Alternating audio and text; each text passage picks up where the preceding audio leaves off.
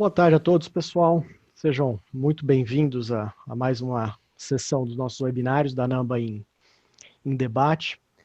Quero, antes de mais nada, agradecer muito a presença de todo mundo, né? Agradecer especialmente a participação dos nossos debatedores hoje, professora doutora Janaína Lemos Becker, né? Ela é coordenadora do curso de Administração, Gestão para Inovação e Liderança da Unicinos, e responsável também pelo processo de avaliação da aprendizagem na Escola de Gestão e Negócios da Unicinos. E agradecer também muito a presença do professor Dr. Adriano Mussa, reitor, sócio e diretor de Inteligência Artificial nessa Impulse Elite. Quero agradecer também a presença de todos os convidados. Espero que seja uma sessão muito proveitosa para todos. Desde julho, nós da Namba temos promovido os webinários para discutir aspectos relacionados à pós-graduação no Brasil. O intuito é criar um ambiente para troca de experiências, um ambiente para que as escolas possam conversar, realmente buscar novas soluções para os desafios que não são poucos que nós temos pela frente.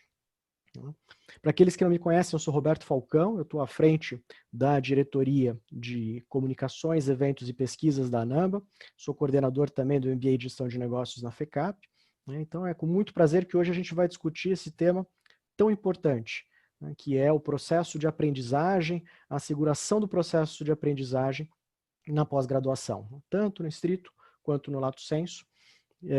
Queria passar a palavra para a professora Alessandra também, a nossa diretora executiva. Alê, você quer comentar alguma coisa? Só agradecer a presença de todos, especialmente dos palestrantes que aceitaram o nosso convite, numa época em que estamos repensando o ensino superior, principalmente as pós-graduações, MBAs. Esse ambiente é o melhor ambiente que possa se haver para podermos debater um pouco mais e trocarmos experiências. E trouxemos para esse debate duas escolas que são importantes no Brasil e que têm um processo de AOL, né, já em andamento. Então, serve de benchmarking para todas as outras escolas que queiram conhecer um pouco mais e aprender um pouco mais sobre o processo de aprendizagem, como assegurar esse processo de aprendizagem dos alunos de pós-graduação. Então, bom debate a todos. Roberto, pode começar. Maravilha, obrigado, Alessandra. Só antes da gente começar, eu queria reforçar que o webinar está sendo gravado, né? Depois a gente vai colocar o vídeo no canal do YouTube que a Namba tem, então se alguém perder algum pedaço, fica à disposição lá. E já pedir para todos reservarem também, fazer uma propaganda aqui, o nosso próximo webinar já está planejado, né? A gente vai ter no dia 11 de novembro um outro tema muito interessante também, que é a questão da legislação e da desregulamentação. E para aqueles que são os nossos associados, professores, colaboradores, todo o universo de associados da Namba, a gente já tem também um evento muito interessante para discutir a questão da saúde emocional, está planejado agora para o dia 21 de outubro, todos convidados. Esse já é um evento fechado para quem é associado. Quem não for, depois busca, entre em contato conosco, né, acompanha as nossas redes sociais.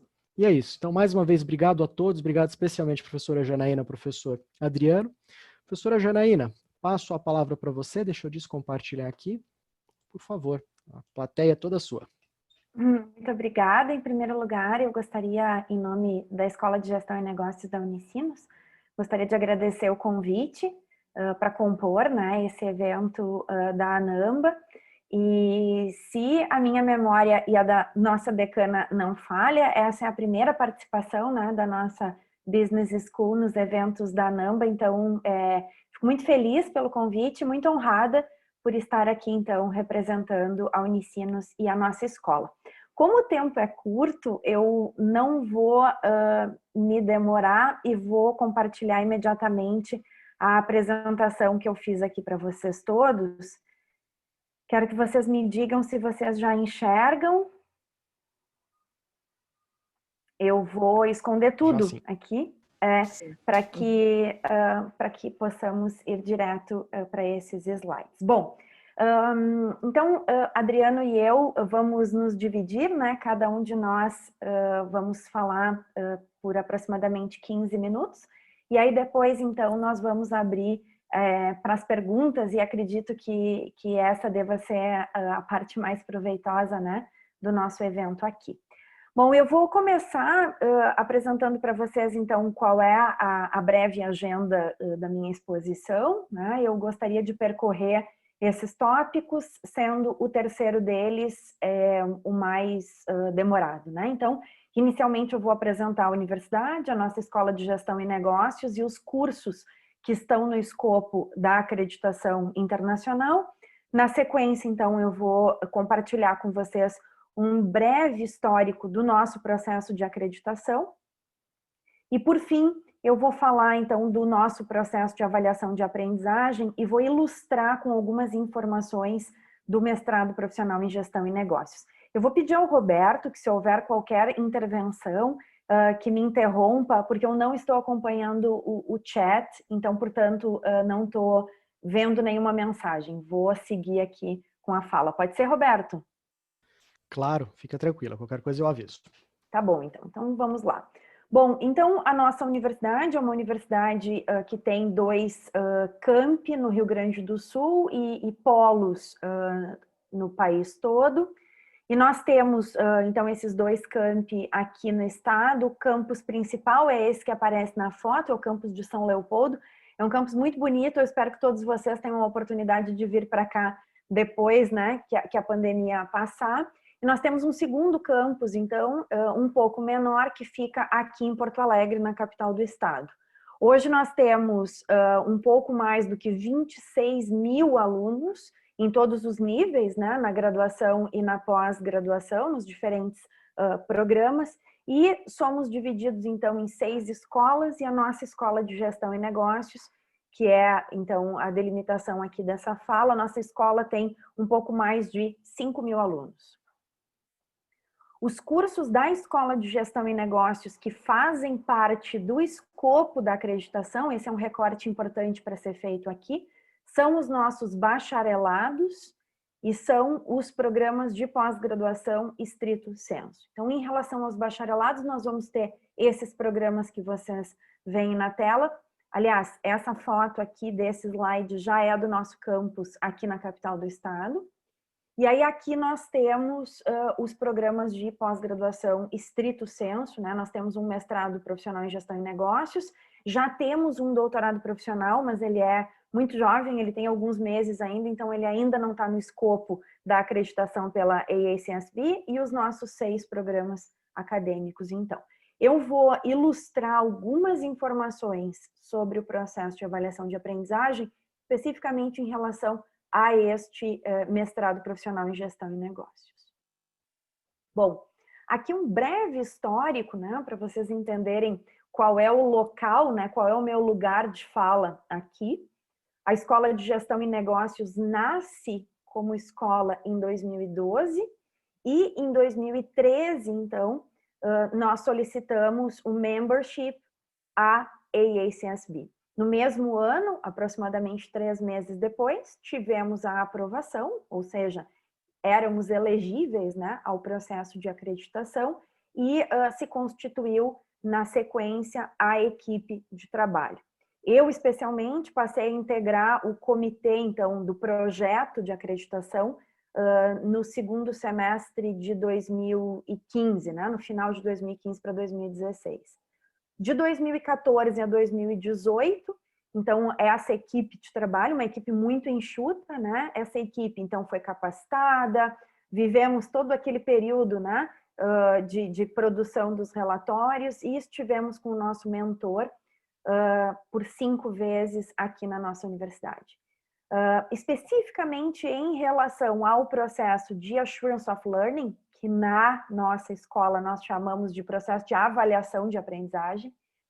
As coletas, as primeiras coletas começaram no segundo semestre de 2017, nos nossos bacharelados, que são 10 bacharelados, e no mestrado profissional em gestão educacional. E lá em 2018, então, nós tivemos as primeiras coletas nos mestrados e nos doutorados acadêmicos, né? Quando eu ingressei, então, no comitê, a minha principal responsabilidade, né, junto com a colega, a professora Luciana Costa, né, foi desenhar o processo. Nós não tínhamos nada na universidade que se assemelhasse a isso, foi desenhar o processo e implementar. E no segundo semestre, então, do ano passado, nós recebemos a visita para a acreditação inicial. Essa é a propaganda oficial, né, que circulou no jornal Zero Hora, logo depois de termos recebido, então, o documento, né, oficial de que somos acreditados. Somos a primeira escola de gestão e negócios do sul do Brasil a ter o selo e a primeira escola a pertencer a uma universidade, né, com este selo. Então, eu vou falar agora, vou focalizar agora no nosso processo de avaliação de aprendizagem, nas principais etapas do nosso processo, tendo em vista o tópico desse debate, né? O nosso tópico é iniciativas, né, para assegurar, então, para assegurar a aprendizagem dos alunos, né?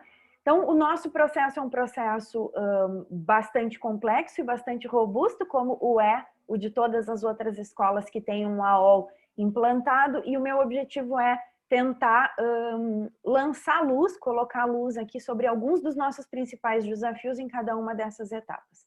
Então, lá no começo, né, nós vivemos a etapa de definir os objetivos de aprendizagem. E naquele momento, como foi que nós fizemos isso, né? Não só a Escola de Gestão e Negócios se envolveu nessa tomada de decisão, mas também as unidades acadêmicas a que pertencem todos os cursos do nosso escopo, ou seja, especificamente a unidade acadêmica de graduação e a unidade acadêmica de pós-graduação, né? Os próprios diretores dessas unidades, os gerentes, né? Os coordenadores dos cursos, o comitê de acreditação, todos nos debruçamos, então, sobre os projetos político-pedagógicos dos cursos, para entender, então, qual era o perfil, né, de egresso de todo esse conjunto de cursos e, portanto, quais seriam os nossos objetivos de aprendizagem. Especificamente no caso do mestrado profissional em gestão e negócios, se estabeleceram esses 6 objetivos, sendo que o quarto deles, né, se desmembra, como na maior parte das business schools ao redor do mundo, em comunicação escrita e comunicação oral. Depois disso, então, passamos para a etapa de mapeamento do currículo, né? E aí, aqui, então, passamos a envolver mais fortemente, então, aí passamos a olhar para dentro de cada um dos cursos e passamos a envolver, assim, de forma mais forte, alguns professores também de cada um dos programas. Nos nossos cursos de graduação, por exemplo, ainda que esse não seja o foco aqui, todos os cursos têm um núcleo docente estruturante, composto na média aí por 5 professores, então neste momento passamos a envolver também esses professores, né? No caso do nosso mestrado profissional, nós temos aqui o mapa do currículo de hoje, né? Esse mapa do currículo eventualmente pode ser atualizado, então aqui já se começa a ver, então, as escolhas que a gente precisou fazer em relação aos momentos dessa coleta e aos materiais que serviriam para cada uma dessas avaliações. Depois disso, então, nós passamos por uma etapa que hoje, né, nós entendemos que depois que a gente passa fica mais fácil, né? Mas enquanto a gente está lá, os desafios não são poucos, né? A gente entende que essa etapa poderia ser ainda mais curta do que ela foi, mas nós vivemos, né, a etapa de produção das rubricas e da prova de conhecimentos específicos, né, a prova de Business Knowledge. Essa etapa ela nos demandou muita energia institucional, né? Por quê? Como é que foi o nosso processo, né? Para cada uma das rubricas, então, nós produzimos as nossas rubricas, uma rubrica para cada um dos objetivos de aprendizagem.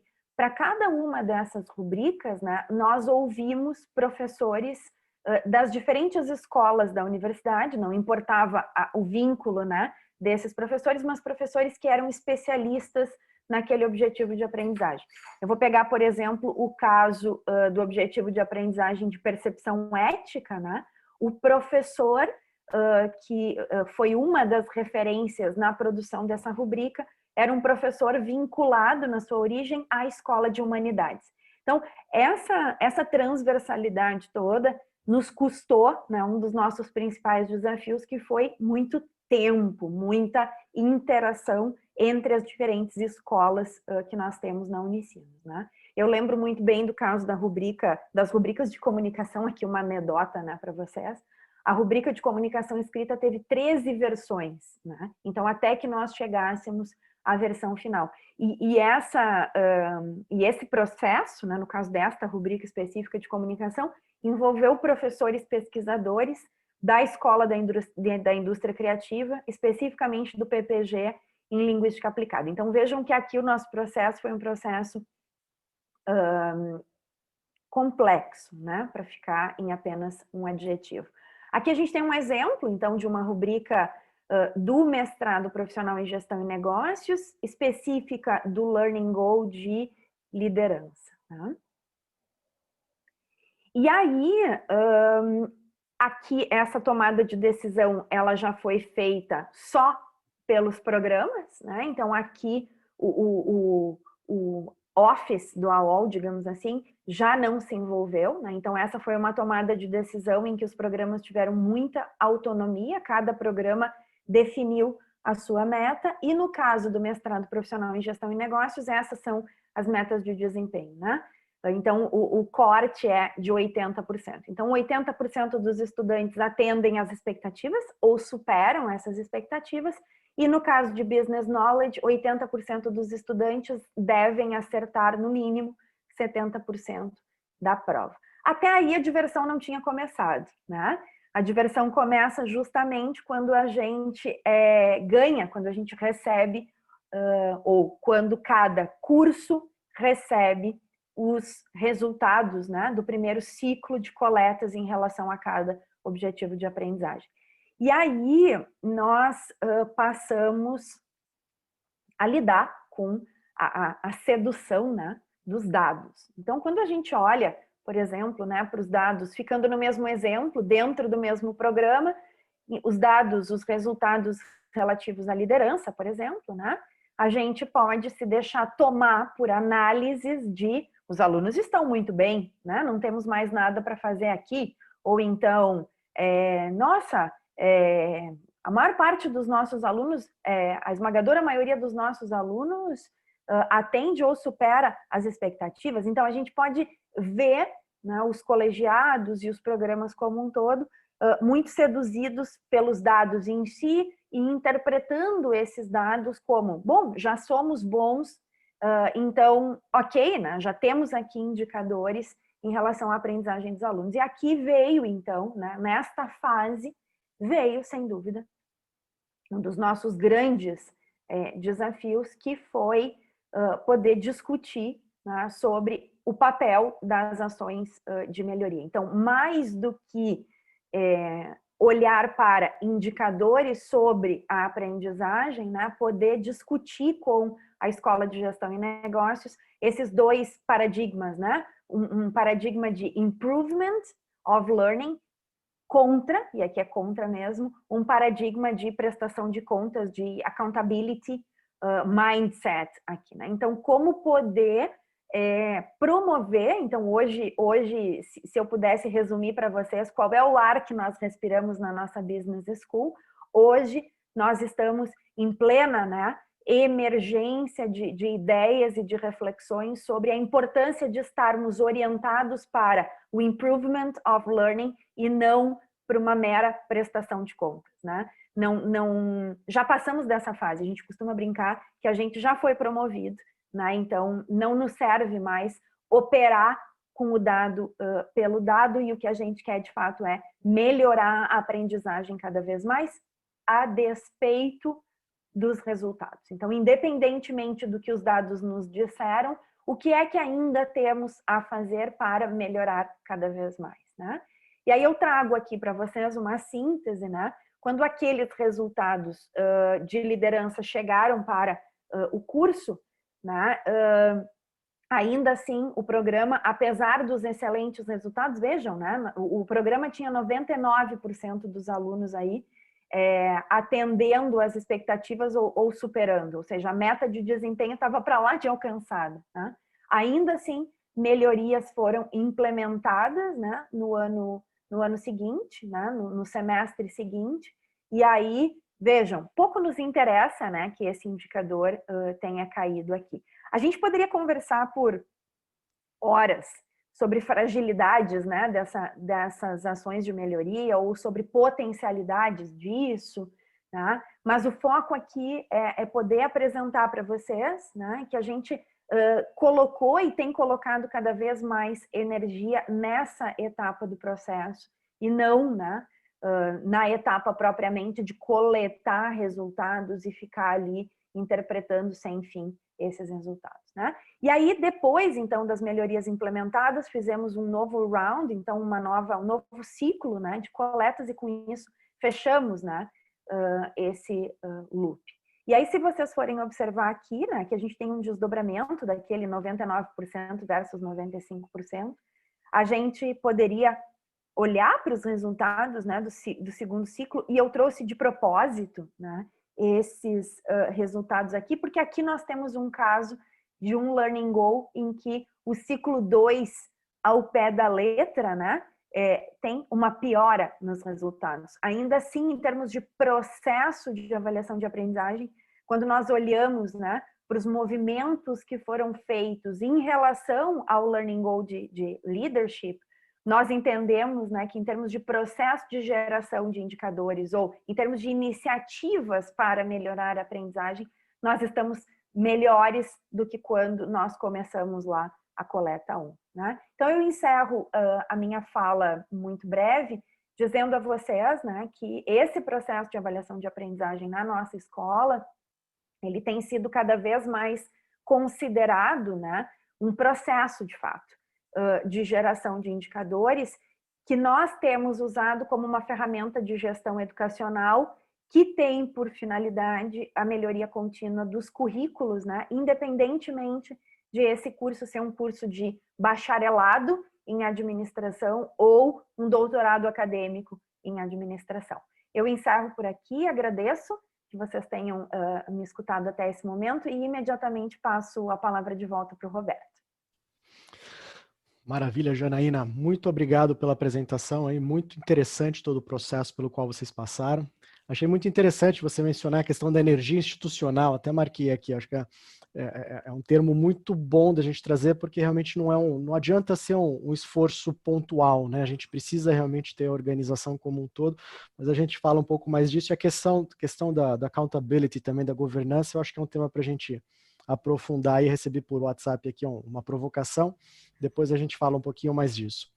Obrigado pela apresentação, a gente já entra nas questões. Agradeço. Vamos passar a palavra, que isso? Vamos passar a palavra ao professor Adriano, então. Adriano, a audiência é tua. Legal, obrigado. De mais nada, é um prazer enorme estar aqui. Obrigado, Roberto, Alessandra, a Janaína. É um enorme prazer dividir esse momento com você. Eu vou compartilhar minha tela. Espera aí.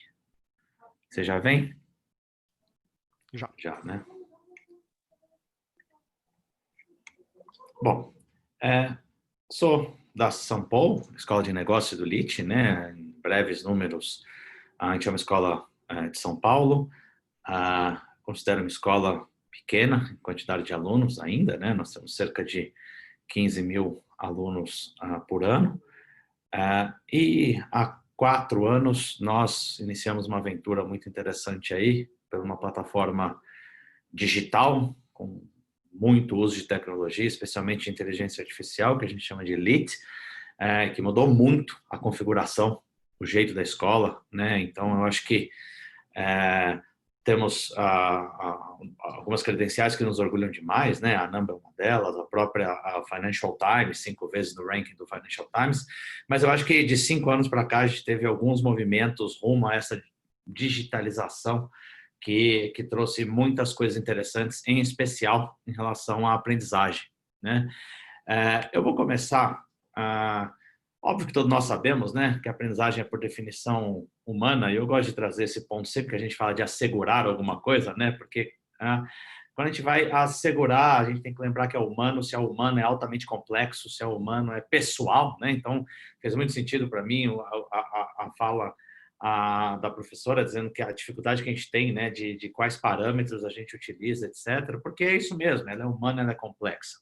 Nós utilizamos muito como base na St. Paul, esse gráfico do professor Richard Elmore, de Harvard, que ele gosta de separar em 2 eixos a aprendizagem, né? Óbvio que tem N frames, né? Eu gosto muito desse. A gente fala que a aprendizagem pode ser mais individualizada ou mais coletiva, mais estruturada ou menos estruturada, mais distribuída.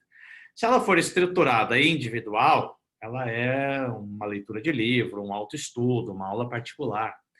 Se ela for estruturada coletiva, é o que nós conhecemos por sala de aula, tradicionalmente, né? Ele fala muito da distribuída individual, que está crescendo fortemente, né? É um nosso aluno que aprende num vídeo do YouTube, também aprende lendo um capítulo, meio capítulo de livro, aí ele lê um parágrafo de um site, né? E está aprendendo da mesma forma. E a distribuída coletiva, que é aprendizagem por projeto, cocriação, design thinking, etc. O que eu acho muito interessante do professor Richard Elmore, dele aplicar N testes, né, em Harvard e no mundo inteiro, é a conclusão de que um mesmo indivíduo aprende das 4 formas. E que talvez algumas pessoas tenham uma maior propensão a um ou outro quadrante, ou seja, somos complexos e múltiplos, né? Aprendemos das 4 formas diferentes e existe uma tendência muito forte de caminharmos para a parte de baixo desse gráfico, mais oferta distribuída e menos estruturada para todos nós, né? Gostemos nós em business school ou não, né? E mais coletiva, vendo mais aqui para a direita em termos de oferta de aprendizagem. Mas o que me chama muita atenção é que numa complexidade dessa, numa multiplicidade dessa, isso molda para a gente um desafio muito grande para a pergunta-alvo do nosso debate, né? Que é como assegurar a aprendizagem dos alunos na pós-graduação nesse contexto de tanta multiplicidade, onde o aluno pode aprender de todos os lados e não mais só nas bordas, né? Nas fronteiras dos muros da escola, sejam eles muros físicos ou virtuais.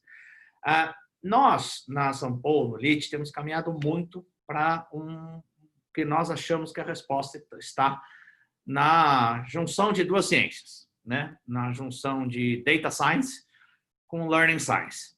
Eu gosto sempre de começar com Data Science. Se conseguimos desenhar uma jornada de aprendizagem razoável para os nossos alunos, teremos alguns alunos que começarão a gerar dados, especialmente se a jornada for pensada para dados desde o início, né? Por isso que eu acho que para a gente foi muito transformador a ida para o digital, né? A capacidade de armazenar, de coletar dados, e dados, se bem trabalhados por Data Science, especialmente por Machine Learning, tem um poder muito grande de identificar padrões, né? Identificar padrões e identificar, estamos falando de educação, né? Então, identificar diferenças, mas padrões e diferenças que fogem ao olho humano, né? Essa é a grande vantagem do Machine Learning, da massa de dados do Big Data, é conseguir enxergar padrões e diferenças que nós, no olho nu, não conseguimos. Se bem trabalhado, a gente consegue melhorar a jornada de aprendizagem. Jornada melhor, mais aluno, ou pelo menos mesmos alunos aprendendo mais dado. Se bem trabalhado por Machine Learning, esse ciclo virtuoso, muito interessante. Esse ciclo, ele é inevitavelmente centrado no aluno, que afinal de contas, quem gera o dado, né, quem está experimentando essa jornada, é o aluno, né? E a multiplicidade ela é tão grande, né? A gente tem diferenças tão enormes, regionais, e até dentro de uma mesma instituição, alunos de diferentes experiências, vindos de diferentes lugares, que essa ciência de dados tem nos ajudado demais a enxergar coisa que nós não enxergávamos. Só que daí vem a Learning Science, porque eu acho que a Data Science consegue identificar com muita clareza padrões que nós não enxergaríamos, diferenças que nós não enxergaríamos, mas para por aí. A Learning Science consegue nos ajudar demais a explicar esses padrões, essas diferenças, mas especialmente a nos sugerir caminhos para a melhoria dessa jornada, né? Caminhos que muitas vezes saem do convencional. E essas 2 ciências atuando juntas é que nós acreditamos que levam, para nós tem sido muito feliz de nos levar para patamares inusitados, diferentes, maiores de entendimento, né, dessa aprendizagem do aluno, né? Eu vou trazer alguns exemplos já que fogem completamente do nosso senso comum, né, do que a gente espera, né, porque os dados têm essa vantagem. Então, nós estamos trabalhando muito com essa ideia de assegurar a aprendizagem baseado nessas 2 ciências juntas, né? A ciência de dados mesmo, parruda, Machine Learning, com a ciência da aprendizagem, que infelizmente ficou muito deixada de lado no senso comum, né? O senso comum ocupou espaço demais, né? Mas nós temos todos nós sabemos, uma ciência de dados muito forte. Bom, e aí vem uma lógica crucial. Nós trabalhamos hoje na São Paulo e no LIT com presencial, com blended e com 100% online. E é óbvio que quanto mais presencial nós estamos, menos dados nós temos. Porque para coletar dado no presencial, eu tenho que ir lá coletar, né? Tenho que perguntar, tenho que responder questionário, é um jeito complexo de se obter dado. Quando a gente vai caminhando para o blended, especialmente para o online, a gente consegue ter uma massa de dados sem precisar perguntar nada para o aluno, né? Sem precisar fazer uma prova, sem precisar fazer um assessment com ele, e conseguir capturar comportamento, né? Que dia que a pessoa se dedica a aprender, qual horário, em qual contexto, qual é o caminho que essa pessoa faz que foge completamente aos olhos humanos. Então, tudo que eu falar aqui, obviamente que a gente tem essas experiências vindas dos 3 mundos, né, do presencial, do blended e do online, todas pós-graduações diferentes da Janaína, as nossas pós-graduações são todas lato, né, então lato sensu, mas obviamente que onde a gente consegue ter mais aprendizado é quando a gente caminha rumo ao online, porque a massa de dados ela é muito diferente, ela é muito maior, mais acurada, online, etc. Bom, eu vou compartilhar algumas das aprendizagens que nós tivemos sobre esse processo de aprender, né? Desculpe o pleonasmo, mas é isso mesmo, né? Aprender a aprender sobre aprendizagem. Eu gosto de separar em 3 fases, que é como a gente trabalha isso na São Paulo, que é a escolha da jornada, a própria aventura da aprendizagem em si e o feedback e o redesenho da jornada. Eu escolhi um de cada aqui para a gente ilustrar. Por exemplo, os dados nos mostraram que a escolha da jornada tem muito a ver com como aprender, né? Existe muita teoria em relação... Somos seres humanos diferentes, aprendemos de forma diferente, né? Eu posso aprender melhor lendo um livro, a Tatiana participando de uma cocriação, e óbvio que aprendemos de formas múltiplas. Mas existe um bom arcabouço teórico que relaciona traços de perfil de personalidade com aprendizagem. A gente, com inteligência artificial, consegue obter os traços de perfil de personalidade do aluno sem ele ter que fazer nenhum assessment, somente com textos, né? Com a parte linguística dele, a gente consegue capturar com boa acurácia traços de perfil de personalidade. Criamos alguns algoritmos que, com base nisso, o que a teoria sugere? Que pessoas com esses traços de perfil de personalidade tendem a aprender melhor, né? Aprendemos e aí a gente começa a descobrir coisas interessantíssimas. Consistentemente, os dados mostravam para a gente que pessoas extrovertidas tinham 2,2 pontos a menos que as pessoas mais introvertidas, especialmente nos MBAs blended. Isso incomoda demais. A gente falou, como assim? Por quê? Absolutamente consistente. A hora que a gente mergulha, porque o dado identificou o padrão, mas ele não explica, né? Mas o olho nu jamais identificaria isso. A gente começou a observar que a gente privilegiava na jornada de aprendizagem tarefas, atividades que faziam muito sentido para uma pessoa introvertida. Primeiro você vai ler um texto, né? Isso é o básico da aprendizagem. Primeiro você vai ler para se preparar, depois você faz um questionário, depois você vem para a aula discutir. Bom, é um padrão, né? Depois você tem um pós-work. Nós começamos a fazer alguns experimentos e falar assim, olha, o extrovertido, por tudo que a teoria diz, ele pensa falando, né? Então, talvez, vamos arriscar inverter um pouco essa lógica, já que a gente está no online, é muito mais fácil inverter essa lógica. Começamos a colocar atividades participativas, colaborativas, como a primeira atividade, as primeiras atividades de um aluno, contrariando um pouco a teoria, porque a teoria diz que primeiro você se prepara para depois se discutir, né? E, surpreendentemente, depois de um ano de tentativa e erro, essa diferença sumiu. Não existe mais diferença entre os alunos introvertidos e extrovertidos em termos de aproveitamento da aprendizagem. A gente fala assim, poxa, maravilhoso, a gente conseguiu, né, com base nos dados e na ciência da aprendizagem, eliminar uma diferença. Eu fiquei com muito dó das pessoas extrovertidas, porque elas devem ter passado a vida inteira estudando muito mais do que os outros e indo pior, né? E achando que o problema era si próprio, quando na verdade talvez o problema seja uma oferta padronizada, que leva em conta uma pessoa média, que com certeza não existe, né? A pessoa média. Então, esse é um exemplo de como a gente consegue juntar os dados e a ciência da aprendizagem para assegurar, é difícil, mas pelo menos para tentar melhorar a forma de aprendizagem, ou a aprendizagem, o resultado da aprendizagem do aluno. Então, a gente tem a felicidade de ter os dados a nosso favor, porque quando a gente caminha para o online, mais dados nós temos, a gente se preocupou com isso desde o começo, e a gente está vendo que a junção dessas duas ciências traz coisas maravilhosas, né? Um outro exemplo rápido aqui é que nós desenhamos cursos, por exemplo, o curso de planejamento estratégico, que é parte da pós-graduação, para 20 horas. No online, a gente consegue contabilizar as coisas, né?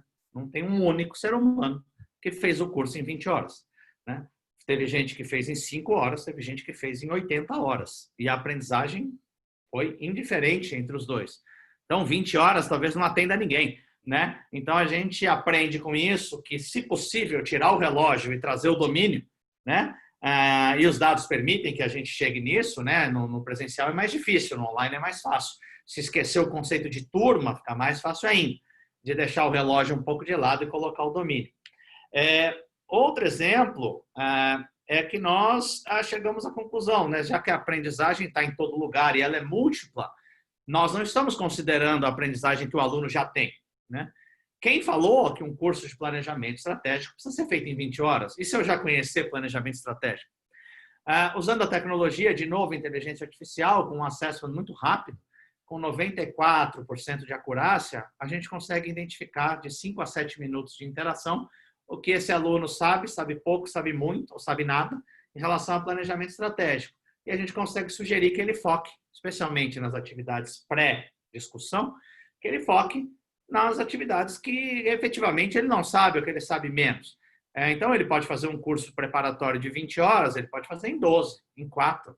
Extrapola um pouquinho. Por que o MBA precisa ser feito em 2 anos? Por que ele não pode ser feito em 3 meses? Porque a gente teve na pandemia agora, no online, pessoas que fizeram MBA inteiro em 4 meses, 5 meses, utilizando muito essa ferramenta de eliminação, né? Mas como é que a gente garante depois a acurácia? Depois ele é obrigado a fazer as atividades avaliativas anyway. Então, assim, a gente consegue confrontar se o que ele eliminou, realmente ele ou ela, né, já sabiam. Então, assim, eu acho que é uma consideração de toda aquela multiplicidade. Se a aprendizagem está em todo lugar, eu não posso só considerar que ele vai aprender planejamento estratégico comigo, né? E os níveis as taxas de conclusão de curso, elas voaram, porque a gente conseguiu otimizar o tempo do aluno, né, para ele não ficar fazendo itens que ele já sabe. De novo, é uma junção de dados com aprendizagem. E a gente tem N outros exemplos, né, de aprendizagem em micromomento e etc., aqui em benefício do tempo. Eu não vou passar aqui, mas eu acho que os casos que eu dei já ilustram bem como a gente consegue utilizar os dados mais a ciência da aprendizagem para mudar muita coisa, mudar a forma que a gente faz MBA, mudar a forma que a gente oferta, considerar o background que o aluno já tem, considerar suas individualidades, suas pessoalidades, seus traços de personalidade e assim sucessivamente. E isso tem tomado uma proporção tão enorme aqui com a gente, que a gente fala que não sei como vivíamos sem ciência de dados mais ciência de aprendizagem. A gente sempre viveu com a ciência de aprendizagem, mas nunca viveu com a ciência de dados. E é um jeito diferente de olhar para o dado, porque não é um dado que eu vou estruturar um questionário e coletar. É um dado que está sendo coletado diariamente, a todo momento, de acordo com o comportamento do aluno. E isso traz visões que nós nunca tivemos, né? Nós nunca tivemos. E mesmo quando a gente olha para essa massa de dados, o nosso olho não chega a conclusão nenhuma. Aplicando Machine Learning, a gente chega a conclusões interessantíssimas. E é esse o ponto que nós estamos agora de... a gente está há 4 anos com esse projeto, que já tomou praticamente toda a pós-graduação da São Paulo, porque a gente percebe que aquele ciclo realmente acontece. A gente muda um pouquinho, não é uma mudança radical, é uma mudança de pouquinho, né? Porque a mudança radical precisa de aprovação de Deus e o mundo. Mas quando a gente vai para mudanças pequenas e diárias, né, a gente percebeu que a gente consegue ter evoluções bem interessantes no processo de aprendizagem do aluno, juntando essas duas ciências.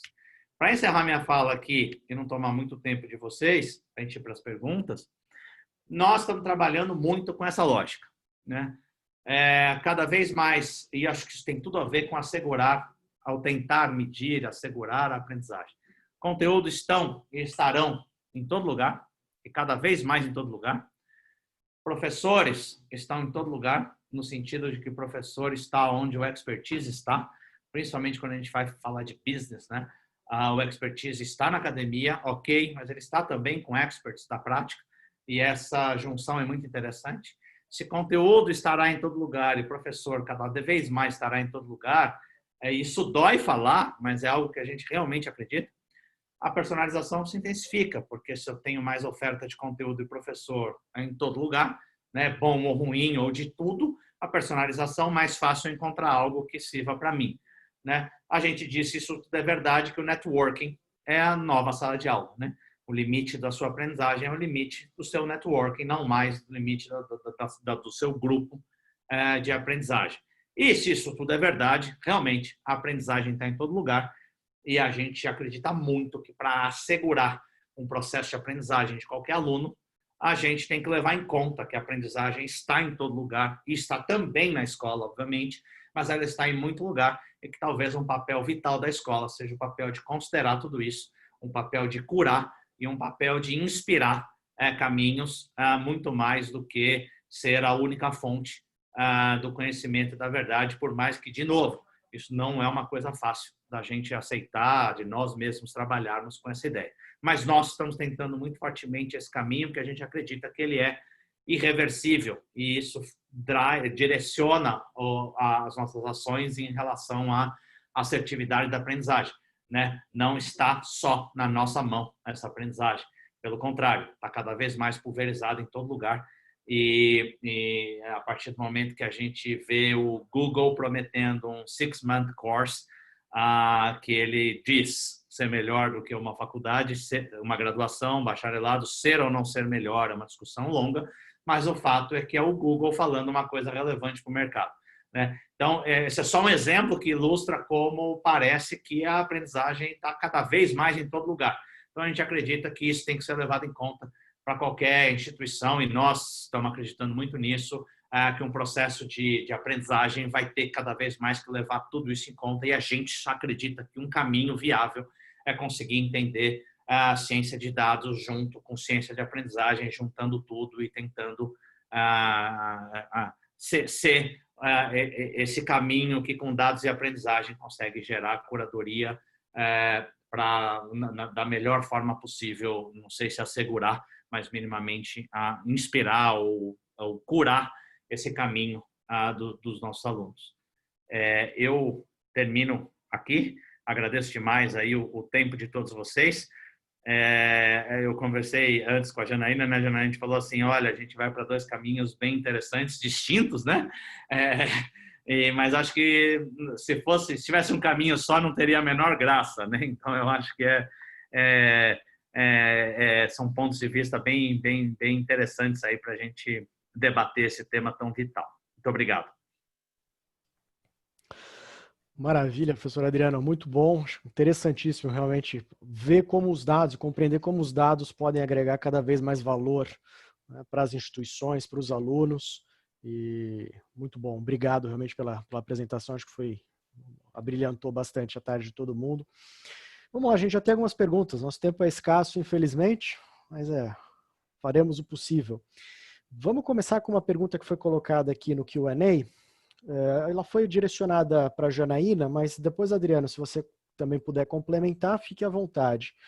A pergunta é, no processo de AOL, né, de Assurance of Learning, descrito pela Janaína, gostaria de entender o impacto das questões, das constantes mudanças no mercado com consequências nas competências e expectativas dos alunos.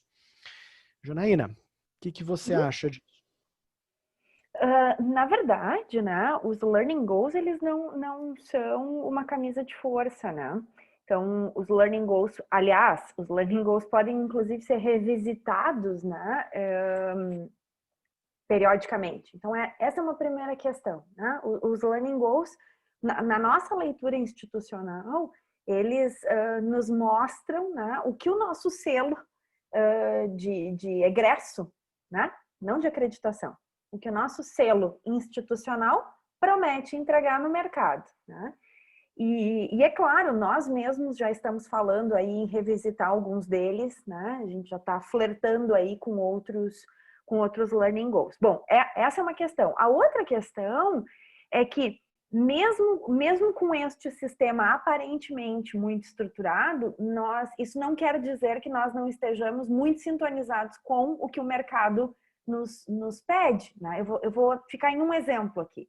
Se eu for pensar no caso de comunicação, no mestrado profissional, para seguir no mesmo curso, a tarefa de comunicação, ela pode mudar, né? De um semestre para o outro ou de um ciclo de coleta de dados para o outro. Então, a atividade a partir do qual a gente vai coletar as medidas de avaliação, ela não é sempre a mesma e ela está e pode estar e deve estar alinhada com as necessidades do mercado. Então, esse é um processo que tem estruturas claras, cujas regras devem ser respeitadas, mas não é um processo que nos engessa e nos diz o que fazer e o que decidir. É isso. Maravilha. Adriano, você tem algum comentário em cima disso? Eu queria comentar brevemente, que eu acho que faz muito sentido o que a professora Janaína falou, acho que ela tem pilares e não são, né, as temáticas se ajustam dentro das competências. Eu tenho o que aconteceu com a gente ao longo dos últimos 2 anos. Há 2 anos a gente sentou com os professores de gestão de projetos, falamos, bom, manifesto ágil, 3 anos, manifesto ágil, para que a gente precisa mudar, não precisa mudar, quase unanimidade, não precisamos mudar, vamos continuar falando de PMI. Aí, pro PMI tradicional, né, que o PMI abarcou tudo. Bom, olhando os dados, que a gente tem ferramentas de busca dentro da plataforma, o tema mais buscado pelos alunos, disparado, era ágil. Agile ou ágil. A gente falou, olha, tem alguma coisa errada, vamos voltar a discutir, porque não é possível que o mercado esteja falando uma coisa, nós outra, e tem um abismo entre nós.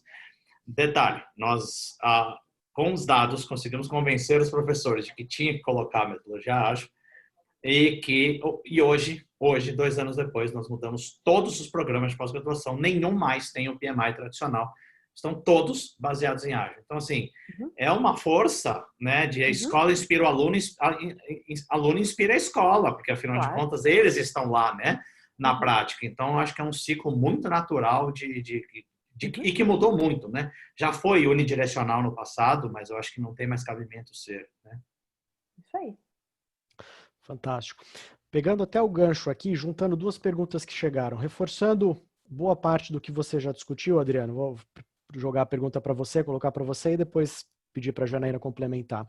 Vocês entendem, então, que por meio desses processos de asseguração, entre aspas, como você bem colocou, da aprendizagem, as instituições conseguem oferecer, primeiro, um ensino mais inclusivo, e a segunda pergunta, misturando aqui, vocês sentem que os alunos já começam a enxergar mais valor nessa iniciativa das organizações? Ou isso, por enquanto, está gerando só um valor para a própria instituição? Bom, começar respondendo, né? No nosso caso, a gente tenta medir as 2 coisas. Tenta medir o que a gente chama de aprendizagem, né? As métricas que a gente achou de aprendizagem, né? Cada escola tem a composição, mas muito a percepção deles, porque a percepção deles também é relevante, né? A gente foi até um pouco ousado há 2 anos, quando eu sugeri que trouxéssemos o NPS, o Net Promoter Score, né, que é uma medida total de mercado. Eu quase levei um tiro, porque assim, né, como assim você vai trazer algo do mercado de software para a gente? Isso é capitalista. Hoje nós usamos NPS, né, então a gente tenta medir. Peraí, não adianta, porque eu acho que é muito importante a gente garantir a aprendizagem do nosso método, mas é muito importante eles perceberem que aprenderam. Então, eu acho que essa medição conjunta, para nós aqui, faz muita diferença, né? De conseguir capturar as 2 vertentes, porque se só eles estiverem achando que aprenderam e nós não, estamos com um problema. Se só nós e eles não, acho que o problema é um pouco maior. Então, essa equação é muito importante, porque eles são o nosso termômetro do mercado. Por mais que tenhamos professores muito bons de prática e de teoria, né? É sempre muito, no nosso caso que é lato, né? É muito importante esse outro lado. No estrito, você enxerga alguma coisa diferente, Janaína?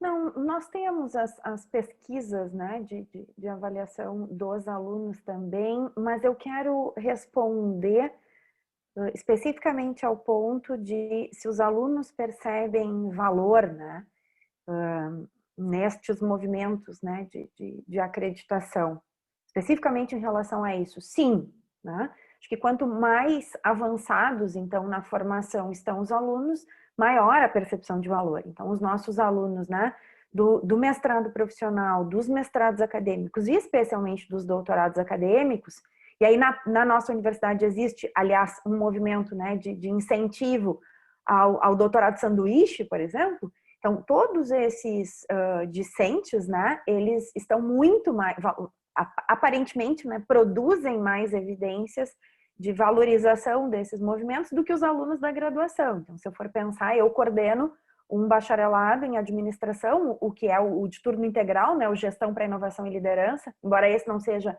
meu lugar de fala aqui. E claro, os nossos alunos, imaginem, alunos em turno integral, entram com 17 anos e saem velhos, com 20, né? Então, para que eles entendam o que significa isso, às vezes, né, a gente precisa de um pouquinho mais de argumentação e persuasão para explicar. Mas também os nossos alunos dos bacharelados têm clareza em relação a isso, porque esse curso, por exemplo, que eu acabei de referir, tem um intercâmbio mandatório, né, de 6 meses no currículo. Então, todo aluno que tem alguma orientação de experiência internacional entende muito rapidamente também o valor dessas certificações, especialmente as certificações internacionais. Eu acho, Roberto, que tu tinhas anotado 1 ou 2 pontos, né? Sim, eu queria resgatar, até acho que pegando aqui como gancho, com certeza na audiência a gente tem diferentes perfis de escola que estão em estágios diferentes, e eu gostaria que vocês falassem um pouco sobre os desafios de governança, né? Como é que você consegue dar transparência para esse processo de apresentação dessa suposta asseguração da aprendizagem, né? Por mais que você tenha indicadores ali, você apresente, como você bem apresentou as tabelas, quais foram os desafios que vocês enfrentaram para que esses números efetivamente indicassem, né, a evolução, os resultados da aprendizagem dos alunos de vocês? Você consegue contar um pouco para a gente esse processo? Eu vou começar então e o Adriano me complementa depois, né?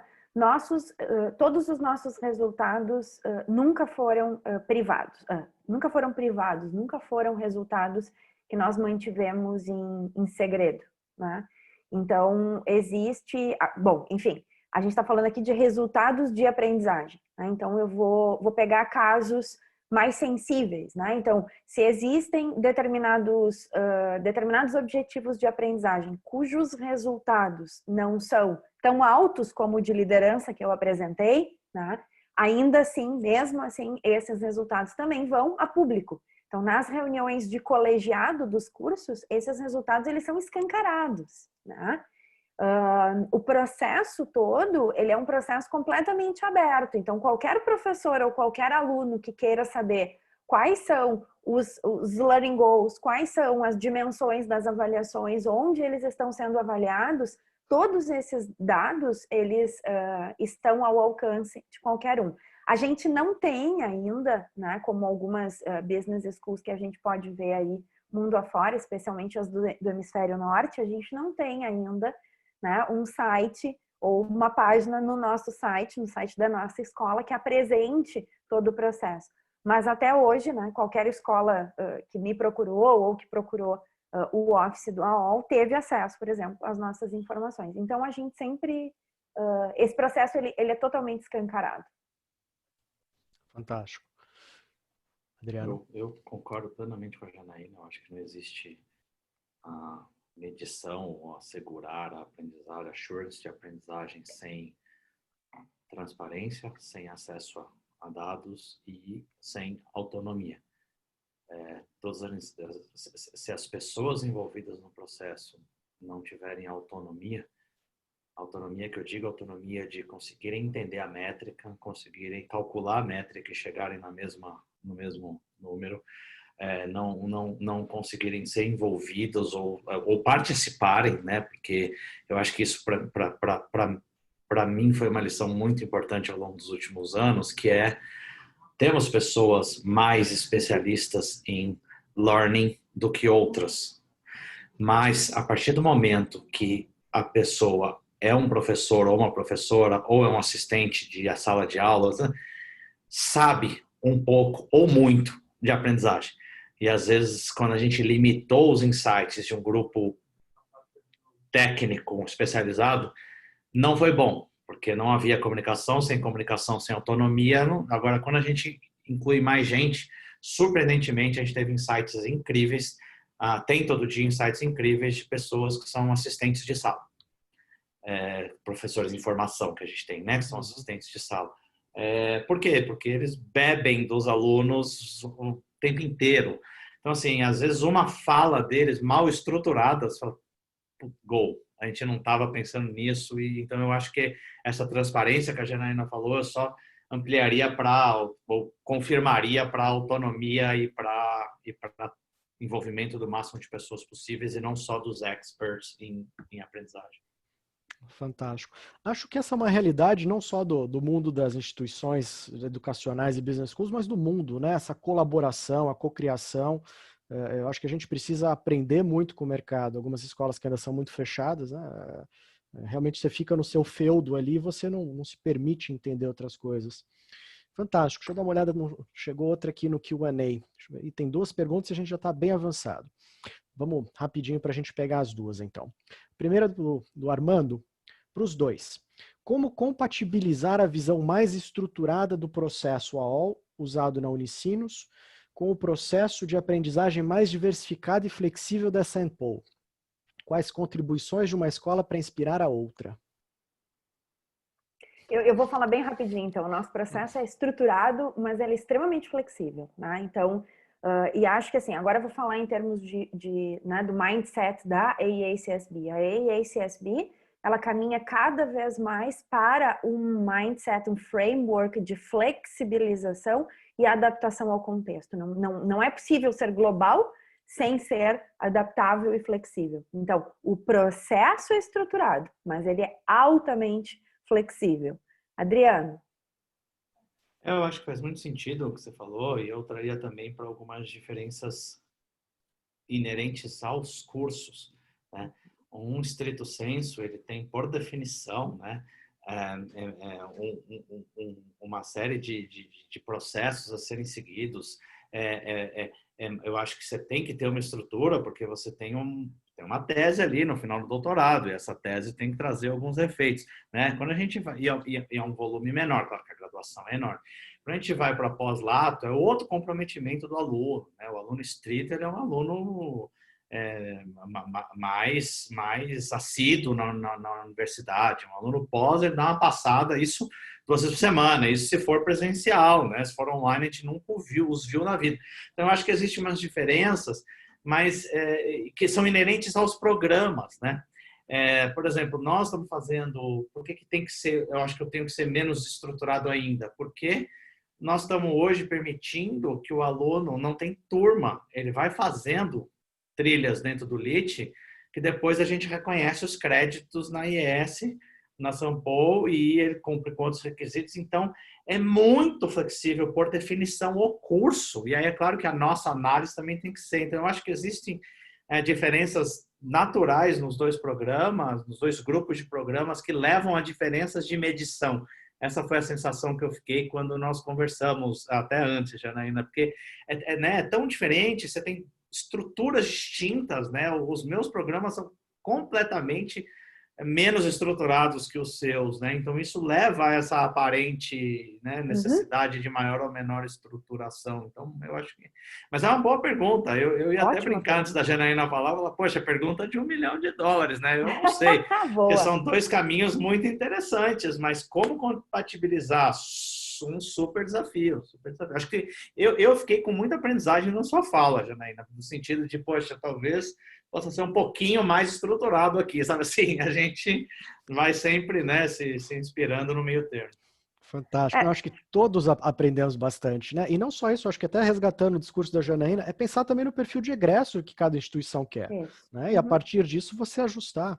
Você ia falar alguma coisa? Eu te cortei, desculpa, Janaína. Não, eu ia falar, a pergunta pressupõe que devemos compatibilizar, né? Talvez aqui, em termos de reflexão, devamos pensar, queremos compatibilizar, né? Será que para responder isso não teríamos que pensar lá em cima? Então, quais são as estratégias da organização, né? As estratégias dos programas, enfim. Então, a discussão é longa. Pena, esses debates de vocês não poderiam ter uma hora só, já que vai ficar gravado, né?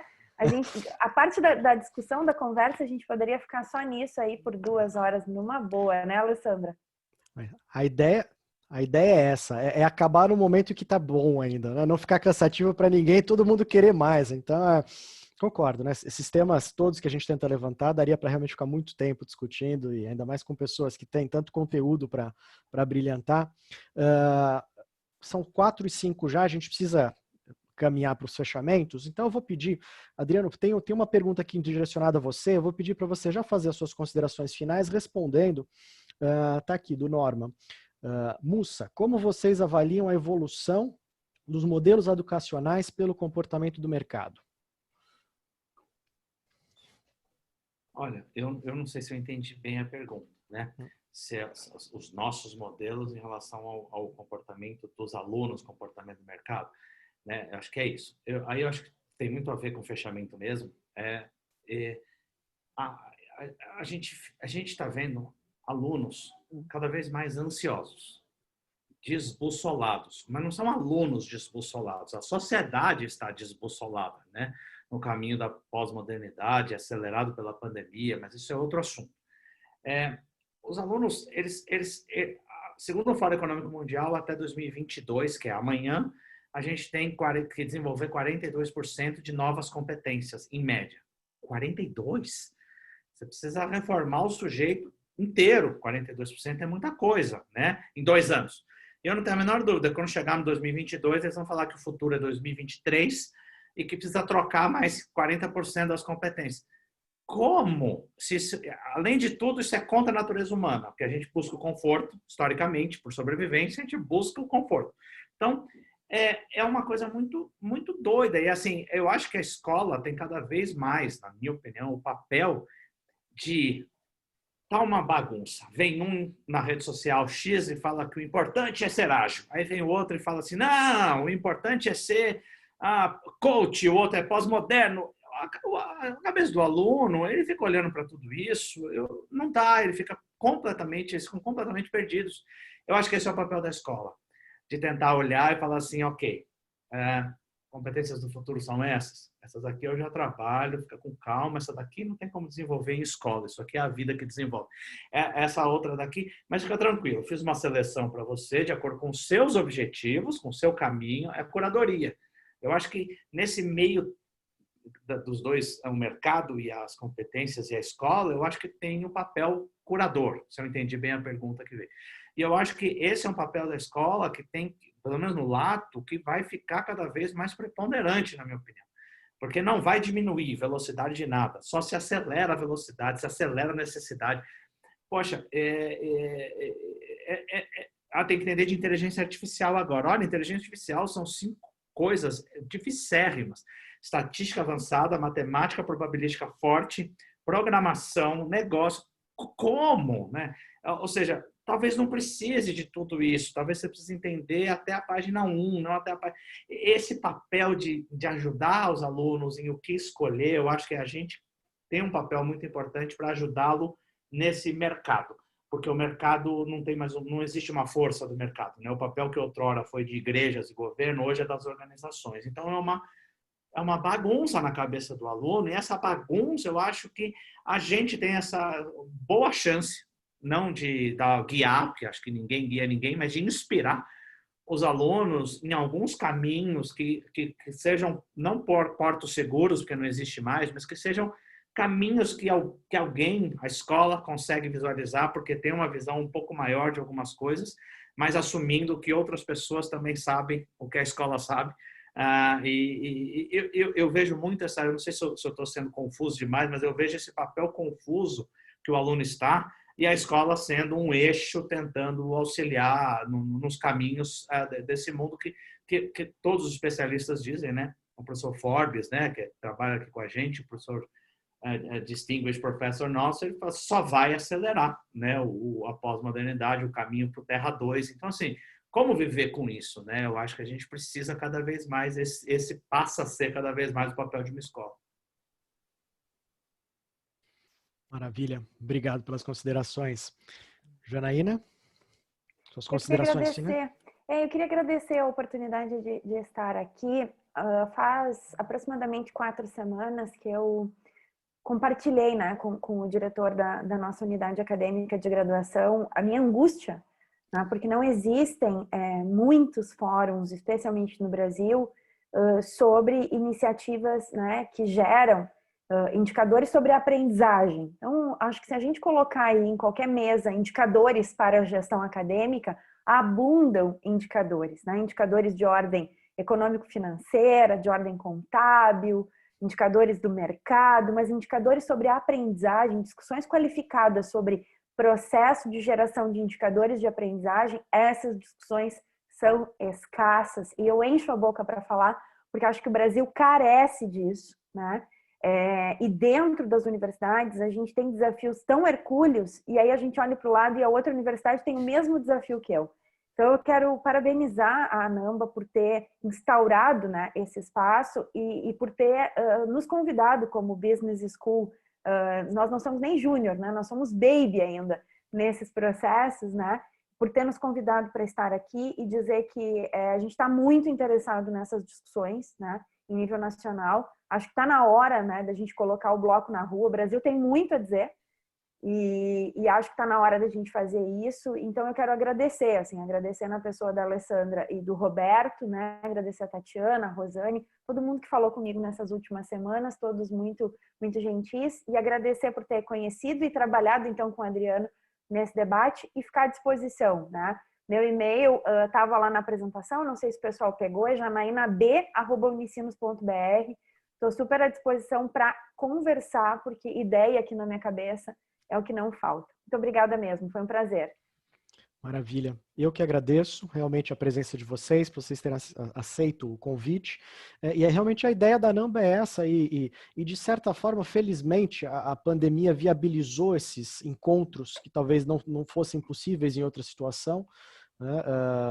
A ideia é que a gente troque, realmente, como você bem falou, Janaína, acho que a gente ficou muito cada um no seu pedacinho, cada um olhando só para o próprio umbigo, e a gente tem muito a colaborar. Claro que concorrendo em paralelo, mas, né, as contribuições acho que são muito ricas, e isso vai fazer o setor todo evoluir de forma muito saudável, né? Então, que bom, podemos pensar em outros eventos também, né, para aprofundar essa discussão, quem sabe.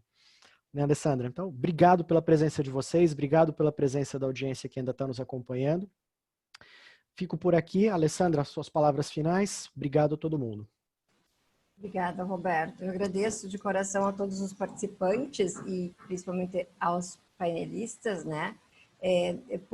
Por possibilitar essa interlocução, e vocês viram o quão rico foi a construção que tivemos aqui hoje. E que bom que a gente vai terminar bem no auge, né, quando tem tanta gente querendo debater mais, porque a gente deixa o gostinho de que quero mais. E a gente deixa esse gosto de quero mais para o próximo webinar, todos estão convidados. Temos mais 2 até o final do ano e contamos com vocês nos próximos. Obrigada, tenha uma excelente tarde. Maravilha. Obrigado. Tchau, tchau, Obrigada. pessoal.